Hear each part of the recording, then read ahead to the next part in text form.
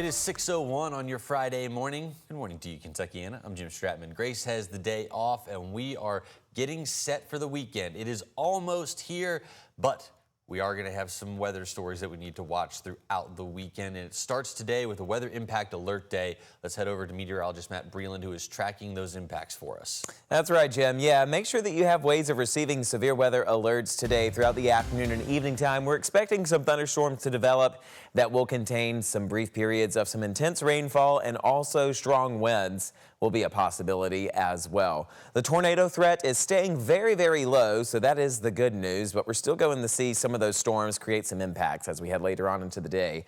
Quiet start so far to our Friday morning. Temperatures into the lower 70s. Winds out of the southwest at 8 miles per hour. The rest of us seeing those temperatures in the 70s as well. We're at 73 near downtown, 73 near the airport, 70 for you folks near Valley Station and PRP. For you folks there near Bedford and Jasper, 69 degrees as well near Seymour, 70 for you guys near Hodgenville. Now on satellite and radar, we're continuing to stay dry and quiet this morning, but we are tracking some shower activity starting to develop farther off towards our west. This is going to start developing across Kentuckiana as we head into those afternoon hours. And some of those storms that develop will have the possibility of having some stronger qualities to them, involving those stronger winds and possibly some small hail. You'll notice as we go later into the morning time, continuing to stay quiet, the start of our afternoon will begin some of those showers, and we'll start to see those evolve into thunderstorms as we head into our evening time. So you want to make sure that you stay weather aware throughout your Friday evening. That's a quick look at what you can expect for today. Here's a look at traffic this morning.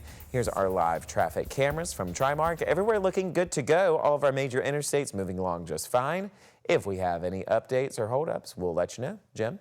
Thank you very much, Matt. Right now, Metro Police say 3 people were shot early this morning in the Park Hill neighborhood.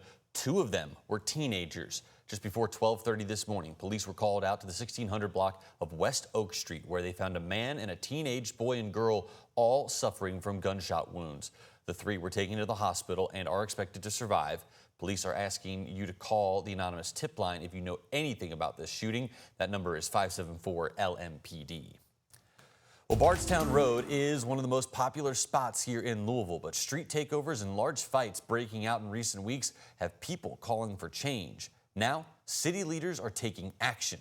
WHAS11's Clarice Shaley and photojournalist Emma Gefter report on how the LMPD plans to keep the peace. During the day, it's totally fine. In daylight, this short section of Bardstown Road is business as usual. Maybe bar fights. I've seen bar fights. But the last 2 weekends, it's gotten out of hand with fights. 2 different street takeovers in the early morning hours over 2 weekends. Everyone agrees. We want to ensure that Bardstown Road remains a thriving, wonderful neighborhood. Mayor Craig Greenberg and Chief Paul Humphrey met with neighbors and business owners for more than an hour about ways to increase public safety. That is possible. That is where we are headed. Louisville Metro Police will have a higher police presence starting Friday night. We plan to be very, very proactive. So you will see an increased presence there, and you'll see officers contacting people early on, and hopefully we prevent those problems. Police on horseback will be out early in the evening. We asked Humphrey why these mass crowds are suddenly showing up. I think some people are jerks. I mean, that's the why.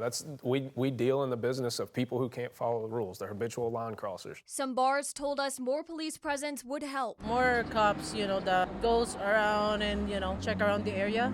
That would probably help, yeah. If people are going to be confrontational regardless, having more police around isn't going to change that. But for others, I don't think it's anything new. these issues come with a high traffic area. It's going to happen anywhere you are. So it's nothing specific to Bardstown or Louisville anyway. We're in a city and it's going to happen. While families and couples walk the road during the day, police will be out at night as Bardstown's nightlife comes to life. On Bardstown Road, Clarice Shaley, WHAS 11 on your side. Metro Police say starting tonight at 6 p.m., officers will be out along Bardstown Road and will be there until the bars close Saturday morning at 4 a.m. Now, this is a short-term solution. Mayor Greenberg did say yesterday that some of the longer-term solutions would have to be brought through changes in legislation.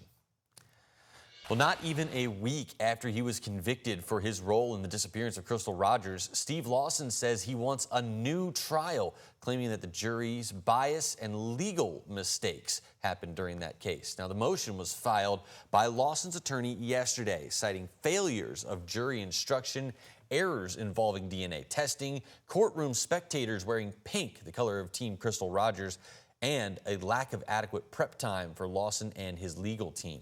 WHAS11's legal analyst Nick Mudd tells us the attorneys may have a case here because of the way the judge gave instructions to the jury. Now, in Kentucky, attorneys usually use what's called Cooper's jury instructions. The judge didn't really follow that in this case. Cooper's is kind of a book that we all abide by, and it gives what's called model instructions. Judge kind of did his own thing here, and I think Darren may have a hook there, potentially with the Court of Appeals eventually with this case because of the jury instructions. We now have to wait for a ruling from Judge Charles Sims on whether he'll grant that motion. Lawson was found guilty of conspiracy to commit murder and tampering with physical evidence. His sentencing is scheduled for August 6th. Police say they've arrested a 15-year-old who fired a gun near the Alangquin pool the day that it reopened.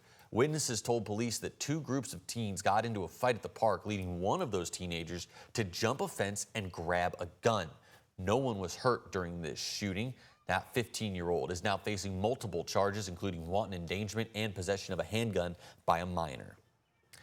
Happening later today, JCPS is going to be kicking off its 2025 summer meal program. Mayor Craig Greenberg will join outgoing Superintendent Marty Polio at Carter Elementary School to launch the initiative at 11:30 this morning. The program offers free nutritious meals to anyone under the age of 18. This year, it includes 40 mobile sites to help families access food across Louisville. No sign-up or income requirement is needed.